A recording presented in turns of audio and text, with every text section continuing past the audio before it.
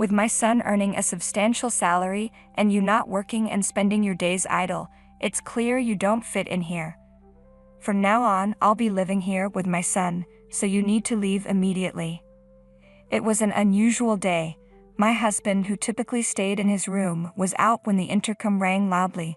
I answered the door to find my mother-in-law standing there. "What's this?" she demanded sharply. "You should have answered the door immediately when the intercom rang. You're truly a useless wife who can't do anything right." "I'm sorry, I was working and didn't hear it," I replied, trying to explain. "Another lie," she scoffed. "I know you claim to work, but you don't do house chores and spend all day doing nothing." "It's not a lie," I insisted. "It doesn't matter whether you're busy or not," she retorted, her disdain clear. She produced a piece of paper and waved it in front of me. "Do you know what this is?" I looked at it confused. "What is it?" "These are divorce papers," she declared with a smug smile. "Filled out by my son. He doesn't want you anymore. Sign here and leave." She looked down at me with a triumphant smirk, laughing as she awaited my response. Trembling, I took the pen and signed the papers. My hand shook as I gripped the pen, my thoughts racing. My mother, unaware of my plight, was blissfully happy. She didn't know the truth of my situation. "My name is Jasmine. I work from home as a freelance writer and editor. Until a few years ago, I was employed by a publishing company, and my experience there allowed me to maintain a steady income even as a freelancer.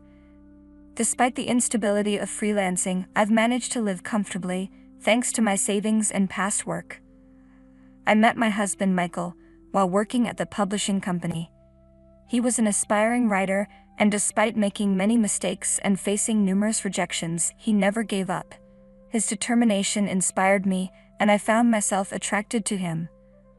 A few years after we started dating, we got married. I left my job to become a freelancer full-time. In the early years of our marriage, things went well. Although my freelancing career was still stabilizing and Michael was pursuing his dreams, we supported each other and shared household responsibilities and expenses. However, after 2 years of marriage, my business began to stabilize. That was when Michael started telling his in-laws that he was a successful writer. In reality, he hadn't achieved much success and had faced countless rejections. He probably wanted to reassure his parents, but it only added to the growing tensions. I was acutely aware of how much it troubled Michael to admit to his family that he was struggling as a writer. To spare him further embarrassment, I kept quiet and played along with the facade at my in-laws' house. Initially, I thought all I had to do was stay silent, but as Michael's fabricated image of being a successful author took hold, I found it increasingly difficult to feel comfortable in his family's presence. Not only did my in-laws buy into Michael's story, but they began labeling me as a useless wife. They saw me as someone who lived off her successful husband, not understanding or valuing my freelance work from home.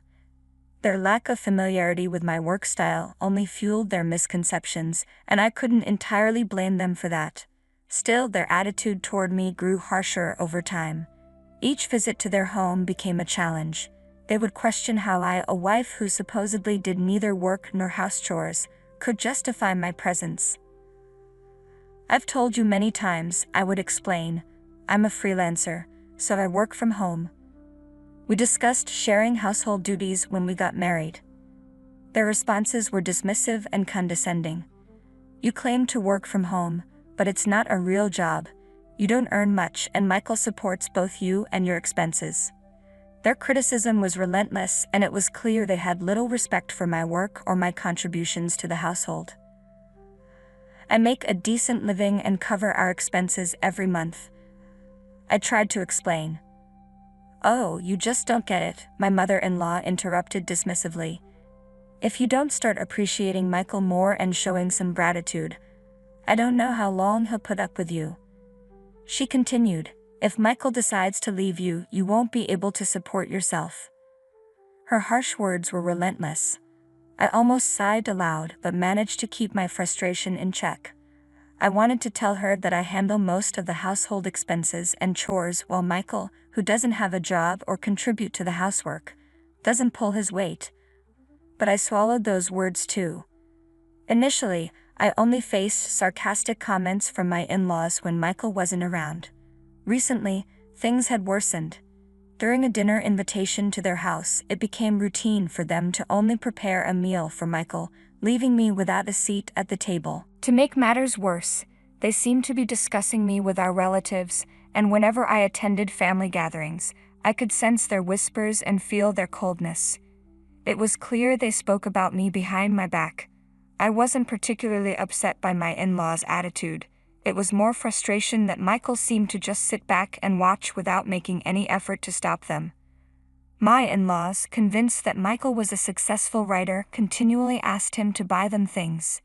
Michael, eager to impress his parents, would purchase whatever they requested, even if the items in question were still perfectly usable. As a result, I found myself spending nearly $2,000 a month on them, all from the money I earned. Michael began taking money from my account and wallet without my knowledge, handing it over to his parents. At first, I turned a blind eye to the smaller amounts. When it became too much to ignore, I confronted Michael. "Michael, please don't spend my money without my permission," I said. He looked at me with irritation. "You work from home and have an easy job, don't you? It's like you're just playing around and getting paid for it. If you earn money so easily, why not spend a little on my mother? Don't be so stingy. Is that how you see my job?" I asked, hurt. "Yes, it's a job where I stay home, but it's not as easy as you think." Michael scoffed, dismissing my concerns. "I think it's an easy job because you're home all day," he said, laughing as he walked away, heading to his room. Watching him retreat, I realized that I had reached my breaking point. I couldn't endure any more of this. I would divorce him. I had always believed that Michael was on my side, despite what his parents said. I tried my best to support him, but even he was mocking me.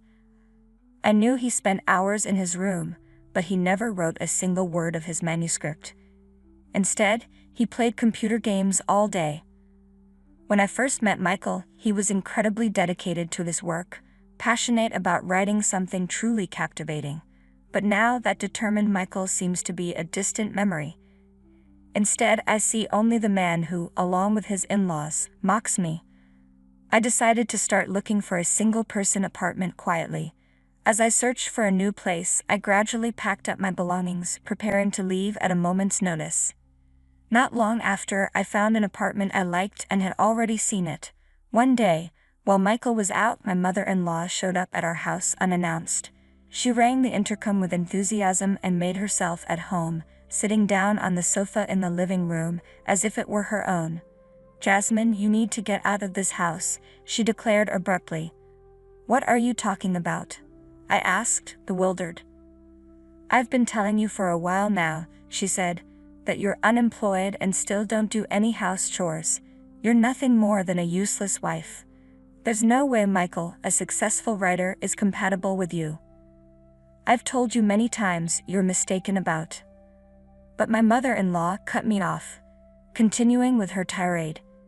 "If you leave, I'll move in here. That way I can cook for Michael every day without having to deal with you. And you know how picky that woman is about seasoning." Her words were harsh, and I felt the weight of her disdain. I knew it was time to move on. After dealing with her picky preferences and the constant dust while cleaning, I realized I could no longer live with her. I decided to stay with Michael and arrange for her to move into a nursing home. "How are you going to pay for a nursing home?" my mother-in-law asked. "I'll have Michael cover the expenses," I said. "He's earning a good income, so it shouldn't be a big deal for him." "You're getting in my way. Just get out of here," she snapped. With that, she handed me a set of filled-out divorce papers. "Why do you have these?" I asked, bewildered. "I had him fill them out a while ago," she said, her tone dripping with satisfaction. "I told him to get a divorce from you as soon as possible." I took the papers from her, noting that they were completed in Michael's handwriting. A smirk played on my mother-in-law's face as she watched me. This actually worked in my favor. Although I was ready to move out, I had been concerned about how the divorce process would unfold. I worried that Michael, not wanting to give up his current situation, might resist signing the papers. Seeing them filled out already gave me a sense of relief. It was one less obstacle to worry about. I had braced myself for a lengthy discussion and potential conflict, so it was a stroke of luck that the divorce papers were handed to me so easily. My mother-in-law seemed a bit taken aback by how quickly I signed the papers, but she soon composed herself and took on her usual stance. "Now get out of here," she demanded. "Leave the furniture behind. Everything was bought with Michael's money, so you can't take anything with you." She laughed, clearly pleased with herself. I packed up my belongings swiftly and moved into the new apartment. On my way, I filed the divorce papers at the municipal office, marking the beginning of my new, independent life. I was pleasantly surprised at how peaceful and undisturbed it was to live alone. Without interruptions or mockery, I noticed my work seemed to be progressing better than ever. 3 days into my new life, while working from home, I received a call from Michael. His voice, drenched in desperation, was unlike anything I had heard before. "Please come home," he pleaded, sounding utterly pathetic. "What's wrong now?" I asked, puzzled. "I'm sorry. I apologize. Please come back." "I'm not coming back. We're already divorced." "I never agreed to the divorce. That doesn't count. Those divorce papers were just a threat. I didn't mean to actually divorce you. But you signed them. It's done.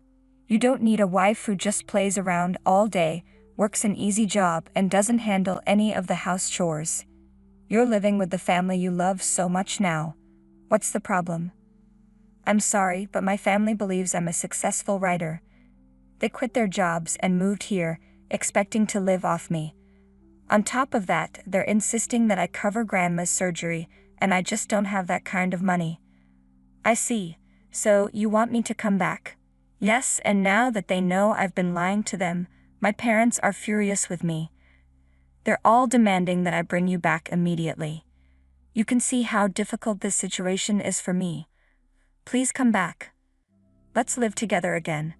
"Do you really think I'm going to agree to that?" Replied. "I've told you repeatedly that we're divorced. You need to deal with your own problems. Don't be like that, Jasmine." Despite my firm refusal, Michael kept insisting, refusing to let go. I reminded him, "I've told you countless times that we're strangers now, that we're divorced. It's frustrating." "All right, if you're so insistent on divorcing me," Michael said, "then you should be responsible for paying for my parents' care and alimony. You should have taken care of that when we were married." "Are you serious?"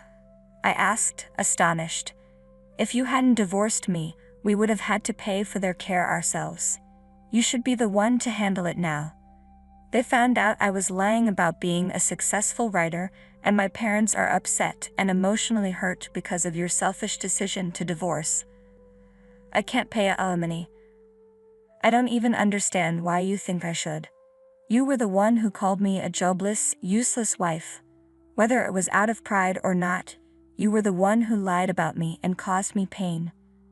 Your parents and relatives believed your lies and blamed me. I was hurt far more than you can imagine.